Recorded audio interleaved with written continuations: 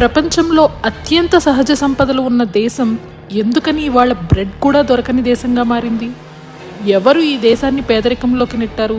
దగ్గరగా ఉన్న శత్రువా, లేక వేల కిలోమీటర్ల దూరంలో కూర్చుని రిమోట్తో దేశాలు నడిపేవాళ్ళ?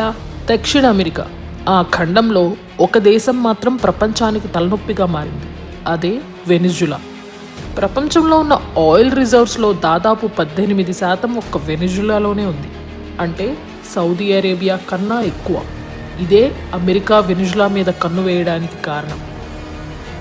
1900 నుంచి 1999 వరకు ఈ 99 సంవత్సరాలు వెనిజులా మీద అమెరికా ప్రభావం చాలా బలంగా ఉండేది. వాళ్ళు చెప్పిన వాళ్ళే country president. Venezuela oil fields మొత్తం అమెరికా కంపెనీ చేతుల్లో ఉండేవి. దీంతో లాభాలు కూడా యుఎస్కే వెళ్ళేవి. కానీ 1999లో ఒక సైనిక తిరుగుబాటు జరిగింది. యుఎస్కి సపోర్ట్ చేసే ప్రెసిడెంట్ కాదని ఒక సైనిక్ జనరల్ ప్రెసిడెంట్గా వచ్చాడు.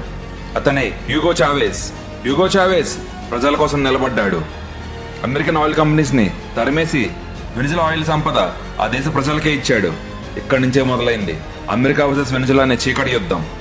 ఆ టైంలో వెనిజులాలో గవర్నమెంట్ చేంజ్ చేయడానికి సిఐఏ వెనిజులాలో ఉన్న డ్రగ్ మాఫియాకి సపోర్ట్ చేసేది. కానీ ఇప్పుడు అదే వెనిజులా డ్రగ్ మాఫియా అమెరికాని తన డ్రగ్స్ తో ముంచెత్తింది.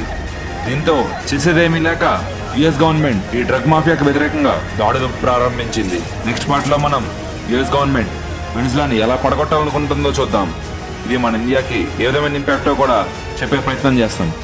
మన చుట్టూ జరిగే వార్తలనే కాదు, యావత్తు ప్రపంచంలో జరిగే విశేషాలను తెలుసుకోవాలనుకుంటే మా ఈ జియో పాలిటిక్స్ తెలుగు ఛానల్ని సబ్స్క్రైబ్ చేసుకోండి. అయితే పక్కనే ఉన్న బెల్ ఐకాన్ని క్లిక్ చేయండి.